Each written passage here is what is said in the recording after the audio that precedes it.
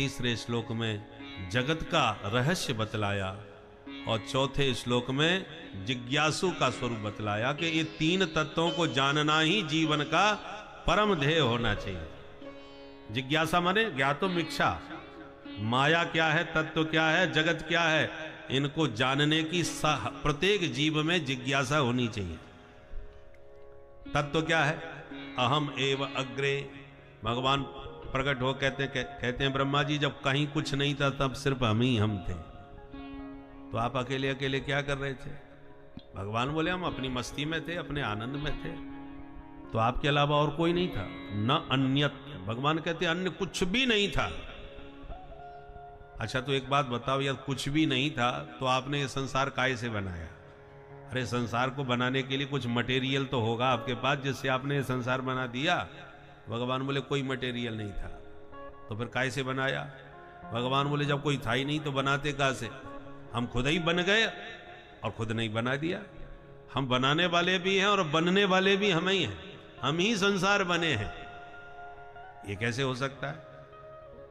बोले देखो जैसे मकड़ी का जाला है, मकड़ी जो जाला उत्पन्न करती है वो अपने शरीर से ही उत्पन्न करती है, वो कहीं बाजार से खरीद के नहीं लाती। मकड़ी का जो जाल होता है वो उसी के देह से उत्पन्न होता है, उसी में विहार करती है और उसी जाले को अपने में विलीन भी कर लेती है। उसी प्रकार ये सारा संसार परमात्मा का मकड़ जाल है, भगवान ने उत्पन्न किया, भगवान ने और भगवान ही इसमें विहार करते हैं और अंत में ये सारा संसार भगवान में ही समा जाता है। पर माया का स्वरूप क्या है? माया किसे कहते हैं? मां माने नहीं, या माने जो है नहीं पर दिखती है, उसी का नाम माया है। जैसे जादूगर का खेल, जैसा वो हम दिखाता है जादूगर वैसा वास्तविक होता नहीं है, पर हमको सच्चा वैसा ही दिखता है। वो गला काट देता है और फिर जोड़ देता है, सब झूठा है पर हमको तो सच्चा लगता है। वो अपने रुमाल निकाल के फटकार के कबूतर बना देता है, हमको कबूतर रुमाल से बनते हुए दिखाई देता है। यहाँ तक कि वो रुपयों की बरसात कर देता है या करके। हमने एक बार हमारे मंच पे एक जादूगर ने आके दिखाया, उसने बस यों यों करता गया, उसके हाथ से नोट झड़ते गए, तमाम उसने नोट झाड़ दिए। अरे भाई कमाल हो गया, कहां से नोट ये बरस रहे हैं? मंच पर उसने दिखाया। परंतु वही जादूगर जब जो नोटों की बरसात करता है, खेल खत्म होने के बाद झोली पसार के नोट मांगने लग जाता है। भैया तू और झड़ा ले, अब मांग क्यों रहा है? बोले साहब ये तो सब खेल है, हाथ की सफाई है। तो सच्चाई वो नहीं होती जो हमको दिखती है, सच्चाई कुछ और होती है, और जो वास्तविक सच्चाई है वो सिर्फ उसका जमूड़ा जानता है। जमूड़ा समझते? जादूगर का सेवक जो साथ में रहता है, हाँ जमूड़े, बोले हाँ सरकार, तुरंत हाथ जोड़ के हाजिर रहता है। वो जमूड़ा निरंतर जादूगर से जुड़ा रहते और खेल देखते देखते अंत में वो भी खिलाड़ी बन जाता है, उसके सारे रहस्य जाने जाता है। तो दुनिया वाले भले ही आश्चर्य भरी आंखों से देखे पर उसे आश्चर्य नहीं होता, क्योंकि वो सच्चाई को जानता है।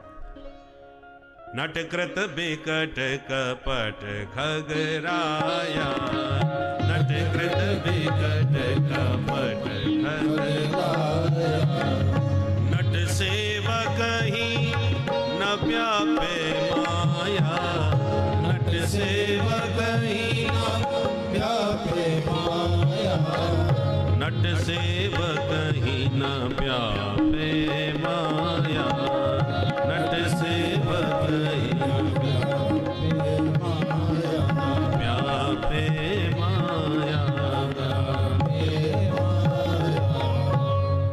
तो जादूगर के जमूड़े बन जाओ तो फिर उसकी माया आपको प्रभावित नहीं करेगी। ऐसे भगवान जगन्नाथ हैं जादूगर, और हम उनके जादू के जगत के रूपी जाल में फंसे पड़े हैं। अब जब तक जो जगन्नाथ के जमूड़े नहीं बनेंगे, ठाकुर जी के सेवक नहीं बनेंगे, भक्त नहीं बनेंगे, तब तक ये मकड़ जाल संसार का समझ में आने वाला नहीं है। और जो संत उनके दास बन जाते हैं, वो जगत जाल को समझ जाते हैं, सब छोड़ छाड़ करके विरक्त होके भगवान के भजन में मस्त होके अंत में स्वयं जादूगर बन जाते हैं। ब्रह्मविद ब्रह्मैव भवति, जानत तुम्हें तुम्हें होई जाई, सो जाने ही जय देव जनाई। इसलिए माया से बचना है तो माधव के चरणों का दास बन जाओ। इसलिए हमारे राजेश जी ने, राजेश्वरानंद जी ने बहुत बढ़िया भजन, उनका बड़ा प्रिय लगता है हमको। आइए आप भी मेरे साथ गुनगुनाएं, जिसमें यही सब भाव है जो आप सुन रहे हैं।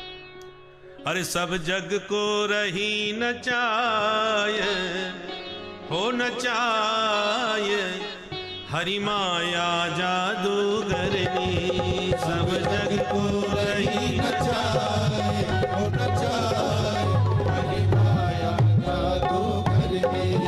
सब जग को रही नचाय, हो नचाय, हरि माया जादूगरनी। सब जग को रही नचाय, हो नचाय, हरि माया जादूगरनी। प्रभु माया जादूगरनी, हरि माया जादूगरनी। प्रभु माया जादूगरनी, हरि माया जादूगरनी। अति अद्भुत खेल रचाय, ओ रचाय, हरि माया जादूगरनी। अति अद्भुत खेल रचाय, ओ रचाय, हरि माया जादूगरनी। राधे राधे।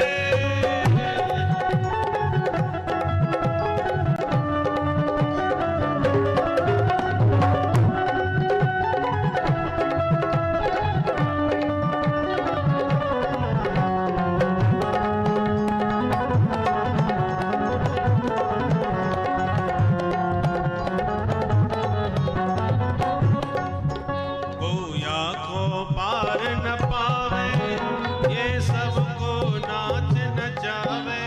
गोया को पार न पावे, ये सबको नाच नचावे। गोया को पार न पावे, ये सबको नाच नचावे। गोया को पार न पावे, ये सबको नाच नचावे। दुख में सुख को दर्शाय, दर्शाय, हरि माया जादूगरनी। दुख में सुख को दर्शाय, दर्शाय, हरि माया जादूगरनी। सब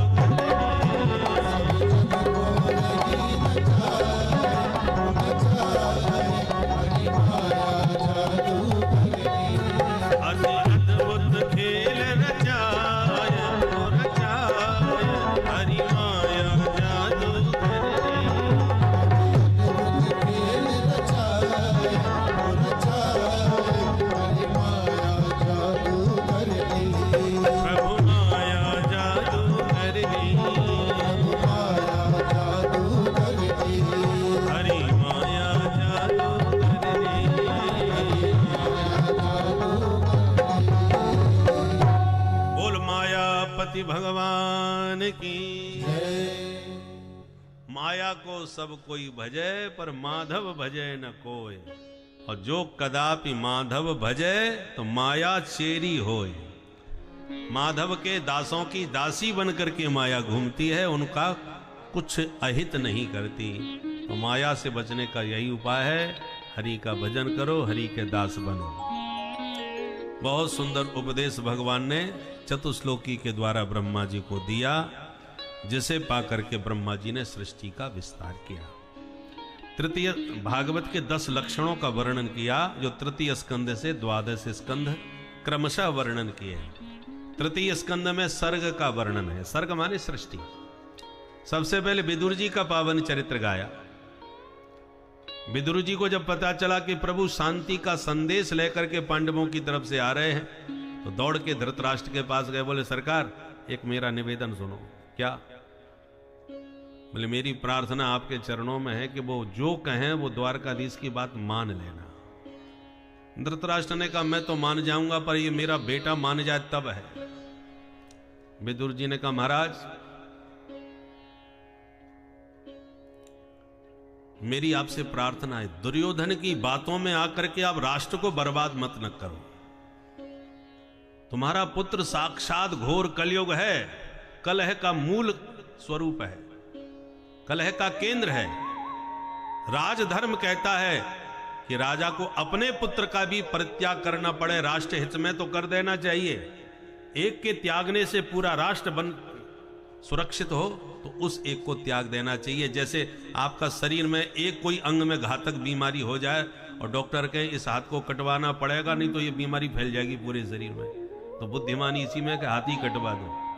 कम से कम कोई अपना हाथ काटना नहीं चाहता, परंतु यदि उसकी बीमारी पूरे शरीर को प्रभावित कर रही हो तो हाथ कटवाना ही पड़ता है। छिंद्या तदंगम यदुदात्मनोहितम शेषम सुखम जीवत यद विवर्जनात्। उसी प्रकार महाराज, पुत्र का परित्याग करने से राष्ट्र हित होता हो तो आपको अपना इस नालायक बेटे को त्याग देना चाहिए। दुर्योधन ने सुन लिया, आग बबूला हो गया, एकदम आके बोला कई न मत्रोपवाज अब उपहाव जिह्वम। अरे कपटी कहीं के, तुझे किसने बुलाया था यहां परामर्श देने के लिए? यद बल नहीं वो पुष्ट, हमारे टुकड़ों पर तू पलता है और हमको घर से निकलवाना चाहता है। इतने अपमानजनक वाक्य बोले और धृतराष्ट्र मौन रहे, कुछ नहीं बोले। तब विदुर जी समझ गए अब हमारी यहां जरूरत नहीं रही। विदुर जी ने कहा तुम हमको क्या त्यागोगे, हम ही तुम्हें त्याग करके जा रहे हैं। आज यहां राजा अंधा हो और बहरा भी हो जाए, उसी राष्ट्र में दुशासन पनपते हैं। उसी राष्ट्र में राजा के नाक के नीचे षड्यंत्र के जाल बुने जाते हैं। इसलिए अब मुझे नहीं रहना। त्याग करके विदुर जी चले गए। विदुर जी धर्म के अवतार हैं। एक बात ध्यान से सुने, विदुर जी धर्म के अवतार हैं और उधर युधिष्ठिर जी भी धर्म के अवतार हैं, और दोनों पक्षों में धर्म खड़ा है। पांडव पक्ष में युधिष्ठिर, कौरव पक्ष में विदुर। दोनों पक्षों में धर्म है, दोनों पार्टियों में धर्म है। फिर कौरव क्यों हारे? क्योंकि विदुर रूपी धर्म को अपने अनुसार चलाना चाहते थे, उनके अनुसार कोई चलना नहीं चाहता था। अरे धर्म के अनुसार चलोगे तो धर्म आपकी रक्षा करेगा। तुम धर्म को अपने परिभाषाओं में अपने ढंग से चलाने का प्रयास करोगे तो धर्म ऐसे धर्माभासों की कभी रक्षा नहीं करता। जब तक विदुर रहे तब तक कौरव सुरक्षित रहे। आज विदुर जी का परित्याग कर दिया। सुखदेव जी कहते हैं सनिर्गतः कौरव पुण्य लब्धो। आज कौरवों के पक्ष से विदुर जी नहीं जा रहे, कौन जा रहे हैं? बोले सनिर्गतः कौरव पुण्य लब्धः। कौरवों का अब तक का जितना पुण्य था, सत्कर्म था, वो धर्म रूपी विदुर जी के साथ चला गया। अब कौरवों की पार्टी पूरी तरह से धर्मनिरपेक्ष हो गई। बोलो जय सिया राम। और पांडव हमेशा धर्म सापेक्ष रहे। और दोनों में अंतर क्या है? पांडवों का धर्मराज युधिष्ठिर जो कहते हैं एक स्वर में सब मानते हैं, और कौरवों के पक्ष के धर्मराज श्री विदुर जी महाराज जो भी कहते हैं उनकी कोई नहीं मानता, ना कोई सुनता।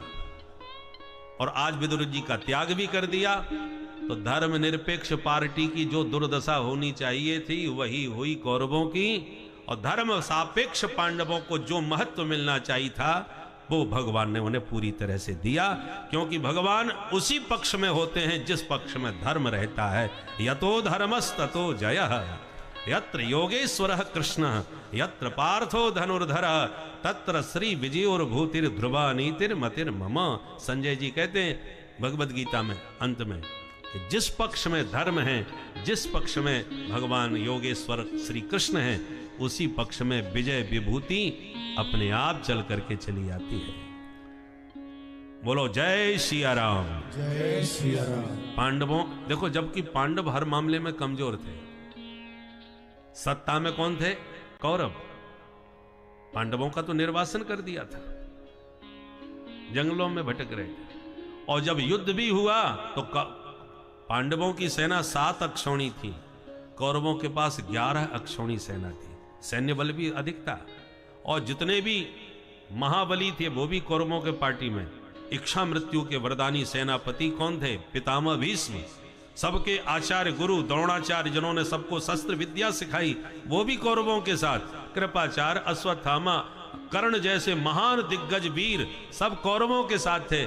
पांडवों के पास गिने चुने वीर थे, पर धर्म उनके साथ था, गोविंद की कृपा उनके साथ थी, इसलिए कमजोर होते हुए भी विजय श्री को प्राप्त किए। और कौरव इसी अहंकार में रहे कि हम इतने सेना, हमारे पास इतना सैन्य बल है, हमारे पास इतने बड़े बड़े महाबली वीर हैं, ये पांडव हमारा क्या बिगाड़ेंगे। पर धर्म नहीं था, इसलिए सबके सब मारे गए, सबका सर्वनाश हुआ। इसलिए याद रखिए, सब कुछ चला जाए पर धर्म नहीं जाना चाहिए। आपत्ति काल में भी धर्म का पालन करने का पूर्ण प्रयास करना चाहिए, क्योंकि धर्म रहेगा तो आप सुरक्षित रहेंगे, धर्म नहीं रहा उस दिन आपका अस्तित्व ही समाप्त हो जाएगा।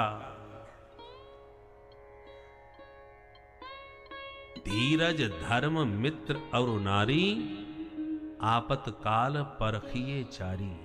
आपत्ति में इन 4 की परीक्षा होती है। किस किस की? तुम कितने धीर हो, धैर्यवान पुरुष की परीक्षा विपत्ति में होती है, धर्म की परीक्षा विपत्ति में होती है। मुगलों के राज्य में कितने कितने अत्याचार नहीं हुए, धर्मांतरण किए गए। मुट्ठी भर कुछ मुगल आए थे बाहर से, परंतु उन्होंने कितने कितने मनो जनेऊ तोड़ करके तब भोजन किया करते थे। धर्मांतरण किए, और धर्मांतरण करते करते कितने मिलिक्ष उन्होंने इकट्ठे कर लिए, सबका धर्म परिवर्तन करा कर। परंतु उस विपत्ति काल में भी जहां चारों तरफ उनका साम्राज्य स्थापित हो गया था, तब भी धर्मनिष्ठ महापुरुषों ने प्राण देना स्वीकार किया, परंतु धर्म का परित्याग नहीं किया। उन्हीं बलिदानियों के बल पर आज धर्म सनातन सुरक्षित है। जब सबके सब धर्मांतरित हो गए होते तो सनातन धर्म कहां होता। और लोगों ने प्राण दिए परंतु धर्म नहीं त्यागा। यह है धर्मात्माओं की पहचान और निष्ठा। सुखदेव जी कहते हैं विदुर जी तो सबको त्याग करके तीर्थ यात्रा करने चले गए। तीर्थ यात्रा करते करते एक बार उद्धव जी से भेंट हुई, तब पता चला कि महाभारत संपन्न हो गया। भगवान भी लीला संवरण करके परम धाम चले गए। जाते जाते हमको ज्ञान दे गए। कौन सा ज्ञान दे गए, हमको भी सुना दो भाई। उद्धव जी बोले सुनना चाहते हो तो मैत्री मुनि के पास जाओ, वो तुम्हें सुनाएंगे, मैं सुनाने की स्थिति में नहीं हूं। कहां मिलेंगे? बोले हरिद्वार में। तब विदुर जी हरिद्वार में गए और गंगा के किनारे मैत्रेय मुनि से उनकी भेंट हो गई। विदुर जी प्रश्न करने लगे, मैत्रेय जी उत्तर देने लगे। यहीं से विदुर मैत्रेय संवाद प्रारंभ होता है श्रीमद् भागवत। मैत्रेय जी ने विदुर जी को सृष्टि का रहस्य सबसे पहले विस्तार से समझाया कि श्रीमन नारायण के नाभि कमल से जब ब्रह्मा जी ने प्रकट होकर तपस्या करी और सृष्टि के विस्तार का संकल्प लिया तो सबसे पहले 4 ऋषि प्रकट हुए, सनक, सनंदन, सनातन, सनत कुमार। चारों से कहा बच्चों तुम भी सृष्टि करो, तो चारों ने मना कर दिया, हम झंझट में नहीं पड़ेंगे, हम तो केवल हरि भजन करेंगे। अब बेटा बात न माने तो मूड खराब हो जाता है, क्रोध आ गया ब्रह्मा जी को। उनका क्रोध ही एक नन्हा सा बालक बन के उनकी भ्रकुटी से पैदा हो गया। वो बड़ी जोर से रोता हुआ बालक बोला, मुझे नाम दो, मुझे काम दो। ब्रह्मा जी बोलते हो रोते तुम बहुत हो भाई, तुम्हारा नाम रखते हैं हम रुद्र। रुद्र माने भगवान शंकर, बोल शंकर भगवान की। तो हमारे भोले बाबा ही रुद्र रूप में प्रकट हो गए। बोले काम भी बता दो। बोले काम यह है कि इस समय सृष्टि का विस्तार करना है, तुम करोगे? बोले कर देंगे। तो करके दिखाओ जरा नमूना। तो भोले बाबा ने भूत प्रेत डांकनी पिशाचनी तमाम पैदा कर डाली। ब्रह्मा जी बोले बस बस हो गई सृष्टि भैया, तुम शांति से भजन करो, इतनी भयानक सृष्टि हमको नहीं चाहिए। तो भोले बाबा भजन में मस्त, ब्रह्मा जी बेचारे फिर व्यस्त। अब क्या करें? तो अब की बार ब्रह्मा जी ने 10 ऋषियों को प्रकट किया अपने संकल्प से। मरीचि, अत्रि, अंगिरा, पुलस्त, पुलह, क्रतु, भृगु, वशिष्ठ, दक्ष और देवर्षि नारद। और वाणी से सरस्वती को प्रकट किया, छाया से करदम ऋषि को प्रकट किया।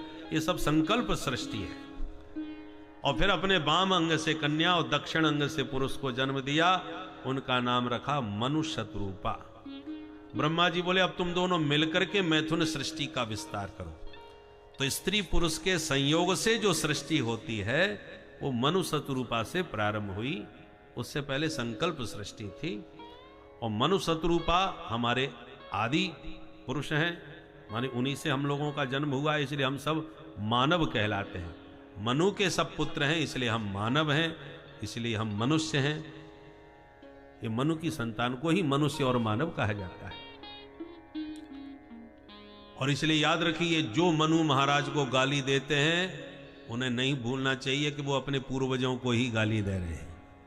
बहुत से लोग कहते हैं ये लोग तो मनुवादी हैं। अरे मनुवादी कौन नहीं है? यदि आप अपने आप को मनुवादी नहीं मानते, इसका मतलब आपको मानव कहलाने का अधिकार नहीं है। क्योंकि यदि आप अपने को मानव मानते हैं तो मनुवादी आप भी कहलाएंगे, क्योंकि मनु के पुत्र होने से ही तो आपको मानव कहा जा रहा है। और आप अपने को मनुवादी नहीं मानते तो आप अपने को मानव भी मत मानिए। अब मानव यदि आप नहीं मानेंगे तो आपको क्या माना जाए, ये आप खुद ही विचार करके बताइए। बोलो जय सिया राम। जय सिया राम। इसलिए याद रखिए, हम सबके पूर्वज महाराज मनु हैं, जिन्होंने मनुस्मृति से जीवन जीने का ढंग बतलाया।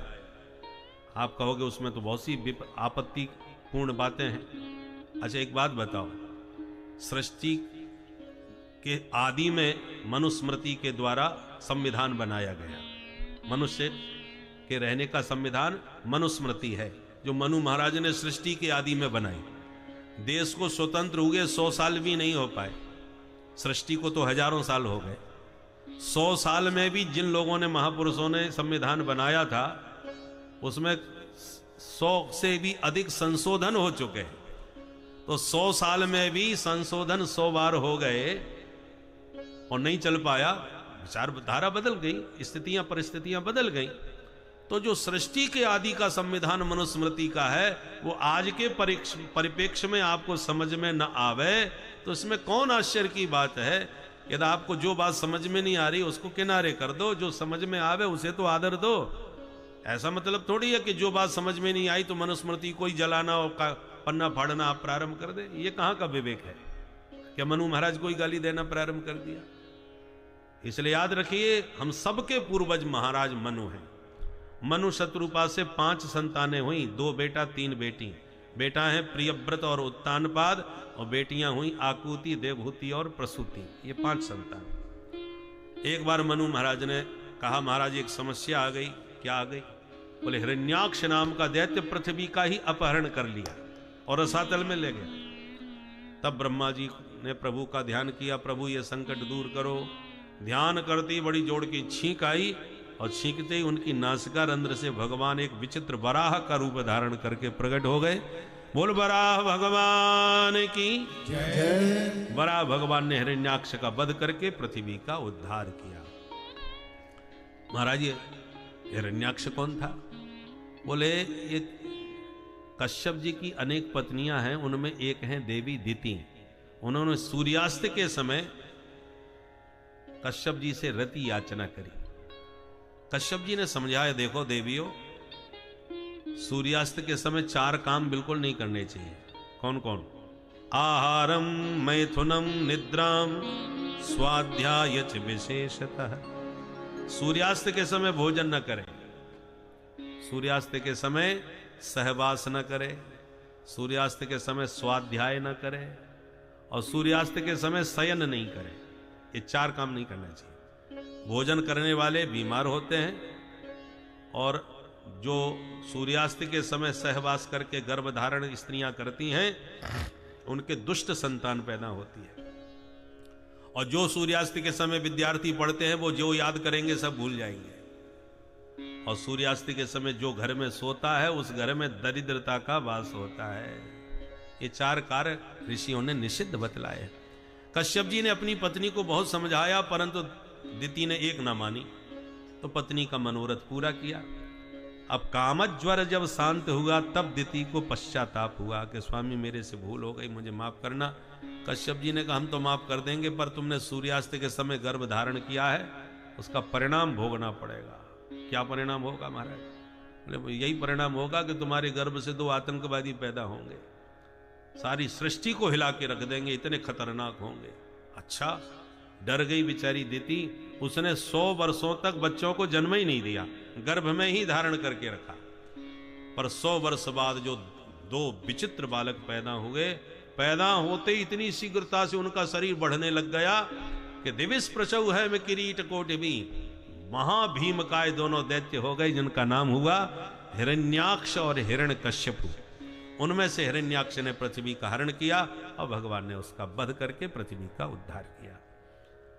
तब से हिरण्यकश्यपु भगवान का कट्टर दुश्मन बन गया कि मैं अपने भाई का बदला नारायण के ही रक्त की तिलांजलि दे करके लूंगा।